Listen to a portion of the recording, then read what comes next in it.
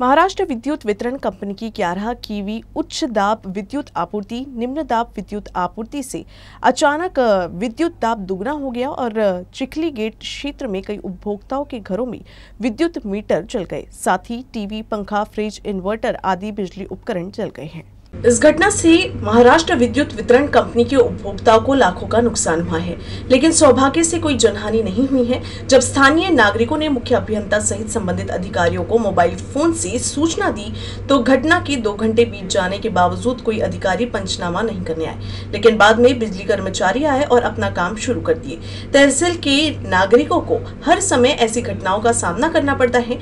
नागरिकों का कहना है कि उप अभियंता सहित संबंधित अधिकारी ऐसी घटनाओं को नजरअंदाज रही है। एकदम जोरात खूप स्फोट झाल्यामुळे ते सगळे वायरिंग वगैरे सगळे जळाले।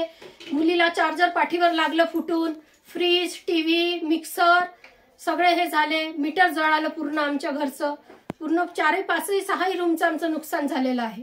चिखली गेट परिसरात अचानक विद्युत तारेचा एकदम स्फोट झाला आणि अचानक सगळ्या धूर निर्माण झाला आणि बरेचसे जणांचे मीटर भस्म एकदम ब्लास्ट झाले।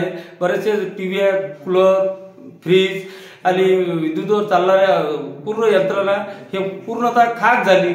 सर्व्हिस लाईनचे केबल 3 ठिकाणी जळून हे झाले आणि मीटर अतोनात नुकसान झालं। सदर्व या नुकसानाची जबाबदारी हे महाराष्ट्र वीज वितरण कंपनीने घ्यावी।